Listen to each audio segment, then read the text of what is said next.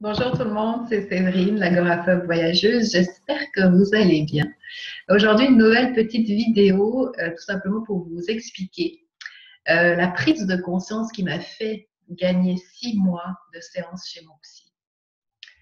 Je vous explique au fait, à l'époque, j'étais donc, à mes 20 ans, j'étais agoraphobe. J'ai commencé à être agoraphobe. Je ne sais pas trop ce que c'était au début, mais mon psychiatre, psychologue de l'époque m'avait diagnostiqué ceci, donc crise d'angoisse, crise de panique. Quand je prenais le bus, je paniquais, je me sentais pas bien, j'avais peur de faire un malaise, j'avais peur de mourir. J'étais complètement, j'avais l'impression que tout le monde me regardait. Enfin bref, un sentiment vraiment pas bien, euh, dans le jugement, dans la peur du jugement de l'autre. Et j'ai commencé à faire mon petit chemin de croix, à essayer de trouver des solutions. À 20 ans, on a plein de projets. Malheureusement, ben, ça a été assez bloqué à ce moment-là. Et puis au final, plusieurs années plus tard, ben, bien sûr que j'ai continué mes séances de thérapie. J'ai fait une thérapie comportementale et cognitive.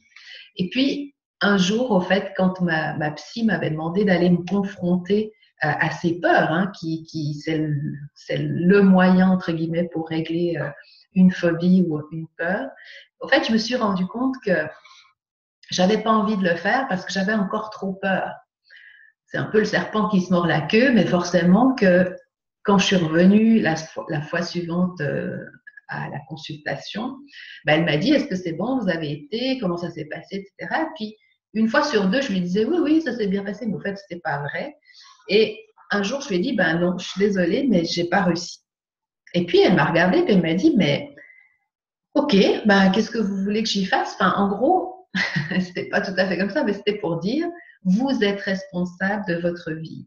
Vous venez me payer chaque semaine, vous essayez d'avoir des résultats, vous essayez d'avoir des conseils. Si vous ne faites pas ce que je vous propose, libre à vous, c'est pas un problème. Moi, je continue à gagner ma vie, entre guillemets, mais vous n'allez pas avancer. Et puis, ce jour-là, c'est vrai que ça m'a fait du mal. Je lui en ai voulu, vraiment. Je suis rentrée chez moi, je n'étais pas contente de cette discussion, puis encore moins de moi, forcément, culpabilité, etc. Puis au final, je me suis dit que c'est vrai qu'il fallait que ce soit moi qui ait ce déclic.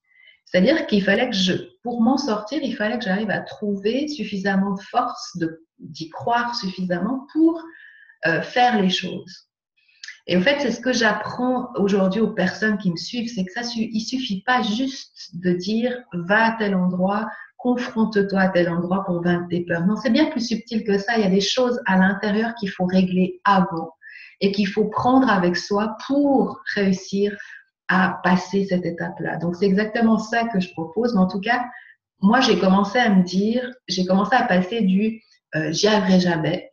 C'est le truc très carré comme il faut. Je vais essayer déjà. Mais vraiment, c'est-à-dire qu'au bout d'un moment, je me suis dit, OK, tu n'as pas 50 000 choix, ou tu continues comme ça. Le jour où tu en auras suffisamment marre, tu auras perdu déjà pas mal de temps dans ta vie, ben, tu feras peut-être différemment, c'est possible.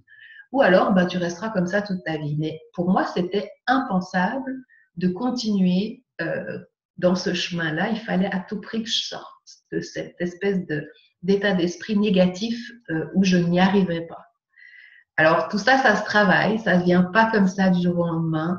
L'avantage, c'est d'avoir des gens qui ont passé par là, comme moi, pour aider les autres. Et c'est vraiment, vraiment des choses qui sont finalement, je veux dire, c'est logique. Je ne l'ai pas appris en thérapie comportementale, j'ai appris bien d'autres choses par contre. Mais il y a un petit ingrédient quand même plusieurs, qui font que finalement, bah oui, comme par hasard, ça passe mieux. C'est-à-dire les confrontations, on les passe mieux, on se sent mieux. Et tout ça, c'est bien sûr que ça se travaille, il y a de la confiance en soi. Il faut tester avant de dire j'y arrive pas. Il faut simplement essayer. Et puis, il faut y aller dans une bonne forme, dans une bonne intention. Donc, c'est tout ça, en fait, que je partage aujourd'hui à travers des coachings. Vous savez, des coachings, c'est facile. Ça se fait par Skype. C'est 1 heure de votre temps. Je veux dire, c'est vraiment pas compliqué. Il suffit, une fois de plus, d'avoir envie et d'être suffisamment curieux, en tout cas suffisamment énervé, peut-être pas énervé, mais suffisamment marre de votre situation pour faire les choses différemment. Donc, vous savez où me trouver. séverinechery.com. Vous connaissez mon site, vous savez, sous la rubrique service que je propose. Et je peux vous assurer que ça va être un gain de temps parce que j'ai passé par là. J'ai un grand message à passer aux gens. Je vois tellement de gens qui sont pas bien, mais franchement, c'est hallucinant. On vit dans une période là, dans une vie, mais c'est normal d'être comme ça mal parce que tout bascule, tout change. C'est vraiment compliqué. Donc, la seule chose que je peux vous dire, c'est faites-vous accompagner et puis essayez au mieux de trouver des petits moments comme ça pour dédramatiser. C'est jamais si grave que ce qu'on pense. Essayez de prendre sur vous et puis d'arrêter de vouloir être toujours le centre du monde.